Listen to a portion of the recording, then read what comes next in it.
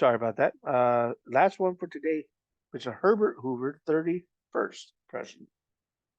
Born August 10th, 1874, died October 20th, 1964 in New York City. He was born in West Branch, Iowa.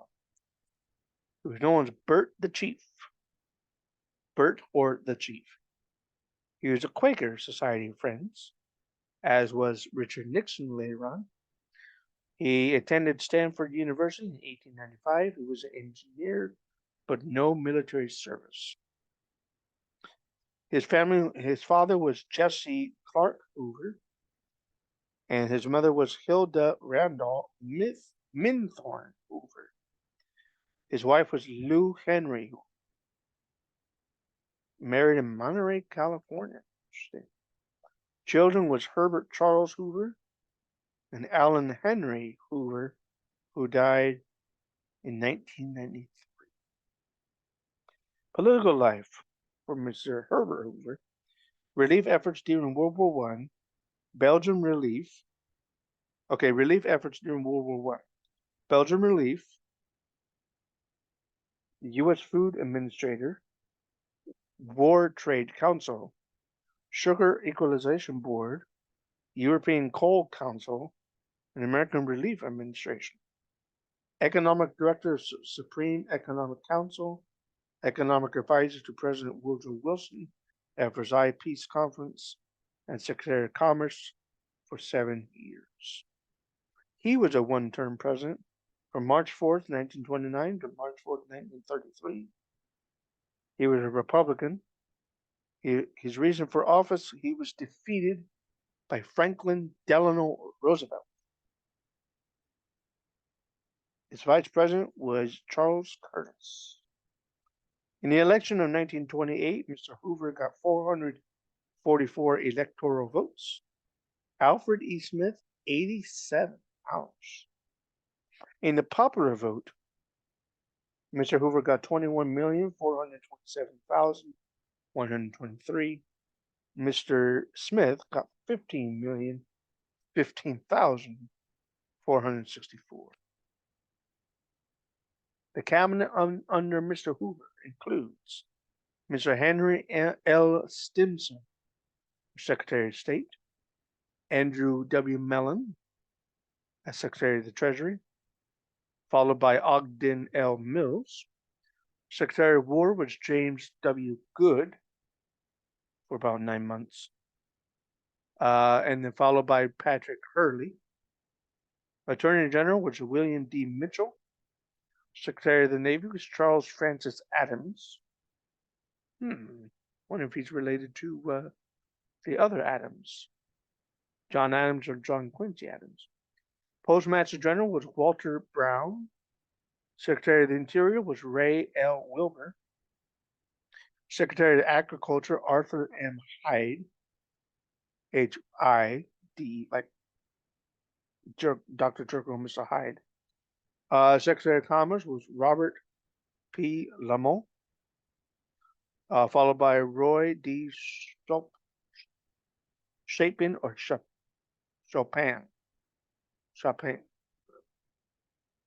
However you say that name. Chapin. Chapin. Secretary of Labor was James Davis, followed by William N. Doak, D-O-A-K. Hoover's Secretary of the Navy, Charles Francis Adams, I was right, was a great grandson of John Quincy Adams and great-great-grandson of John Adams. Mr. Hoover was an 8th cousin, once removed, of Richard Nixon. Interesting. Supreme Court appointments under Hoover was Charles Evans Hughes, Owen J. Roberts, and Benjamin L. Cardozo. The Boxer Rebellion, 1899 to 1901. Discontented Chinese peasants in the Shandong province, who were starving because of a drought, started this uprising. Some joined a group known as the Fists of Righteous Harmony, but were often called Boxers because of their use of martial arts. Boxers blamed their problem on the empress and foreigners. The empress convinced them to turn their anger on the foreign devil, and they began attacking and slaughtering Christian missionaries in the countryside, moving ever closer to Beijing.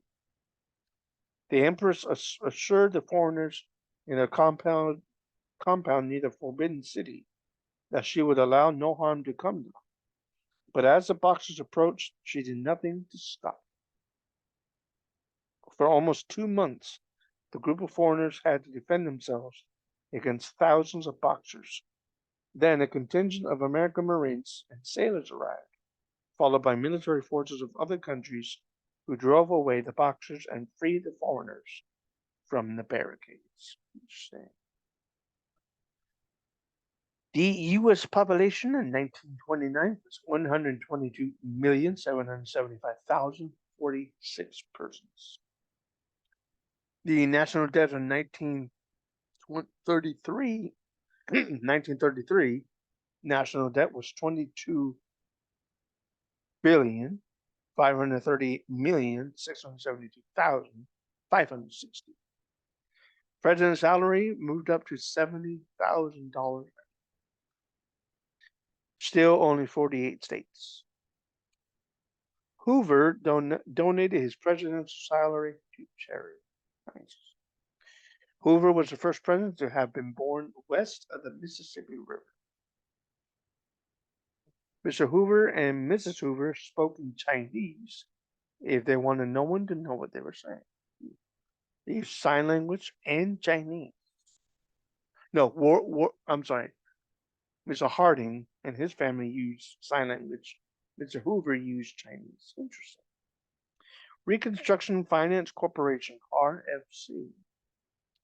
Hoover's primary response to the Depression was the creation of the RFC to loan money to business, industries, and agricultural interests. Most of the $2 billion loaned was repaid. FDR, Franklin Delano Roosevelt, kept the RFC and expanded the scope and its funding. It then primarily helped banks and railroads to stay insolvent.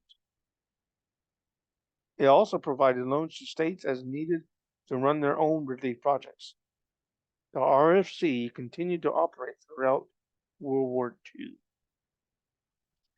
Mr. Hoover had never run for elected office until he ran for the presidency in 1928 and 1932.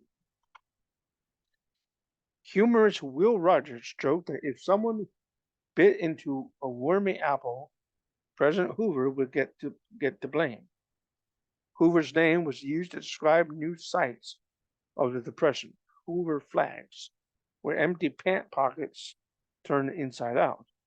Hoover blankets were newspapers used by the homeless, and Hoover Pullmans were boxcars used by hobos catching rides across the country. 20th Amendment, ratified in 1933. Also known as the Lame Duck Amendment, the 20th Amendment moved up presidential inaugurations from March 4th to January 20th, and also moved the opening session of Congress to meet January 3rd. That's when it starts. Nice. The Star-Spangled Banner became America's national anthem during Hoover's presidency. Of course, the Star-Spangled Banner was written by Francis Scott Key. I think that was during Washington's time. I think so. So that's a took a long time to get to be the national anthem.